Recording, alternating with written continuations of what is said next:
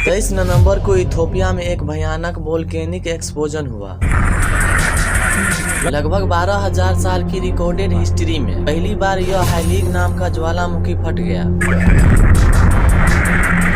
यह धमाका इतनी तेजी से इतने अचानक से हुआ कि किलोमीटर दूर खड़े लोगों ने कहा कि उन्हें ऐसा लगा कि कोई बम फट गया। इससे करीब 50,000 फीट ऊंचा एस्कोलाइट निकला। यह राख का बादल इतना बड़ा था कि यह बड़ी ही आसानी से स्पेस से दिख रहा था। नक्शे में देखो, हवा के जरिए यह राख का बादल पहले ओमान और यमन के देश में गया और फिर धीरे धीरे पाकिस्तान और इंडिया तक पहुँच गया।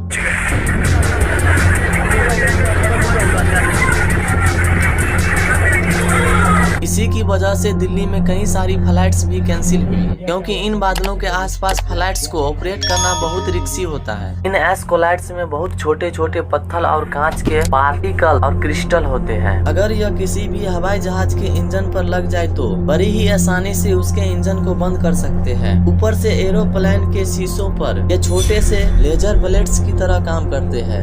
कॉकपिट की विंडोज पर यह आ गए तो सैंड पेपर की तरह उसे घिसने का काम करेंगे। इतना स्क्रैच कर देंगे शीशे को कि पायलट्स को कुछ आगे दिखाई ही नहीं देगा। इसीलिए इंडिया के अलावा मिडिल ईस्ट में भी कई सारी फ्लाइट्स को कैंसिल किया गया और अब यह एस्कोलाइट्स धीरे धीरे बढ़ रहा है चाइना और म्यांमार की तरफ। यह वोल्केनिक इरप्शन अपने आप में इतना पावरफुल था कि इसके धमाके की आवाज 190 किलोमीटर दूर के शहरों तक सुनाई दे रही थी और बगल के पड़ोसी देश जिबूटी तक भूकंप के झटके महसूस किए गए थे। करीब 28 किलोमीटर दूर इथोपिया के अबदेरा रीजन में कई सारे गांव पूरी तरह से राख में ढक गए। लेकिन अच्छी खबर यहाँ पर यह है कि एक भी इंसान की जान नहीं गई। ऐसा इसलिए क्योंकि ये वोल्केनो जहाँ मौजूद है वो एक बहुत रिमोट जगह है। आसपास कोई लोग नहीं रहते। इनफैक्ट इस एरिया को दुनिया की हॉटेस्ट प्लेस माना जाता है धरती पर। इस जगह का नाम है दानाकिल डिप्रेशन।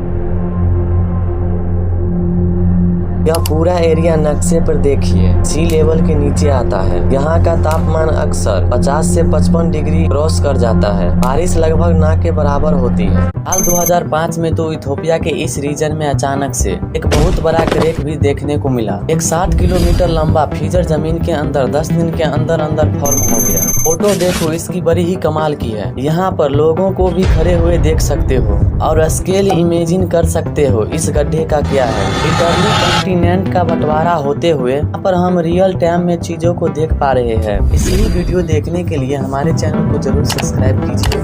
आप अगर महाराणा प्रताप की हिस्ट्री को जानना चाहते हैं तो हमारे चैनल पर जाइए और देखिए। फिर मिलते हैं अगले वीडियो में। बहुत बहुत धन्यवाद।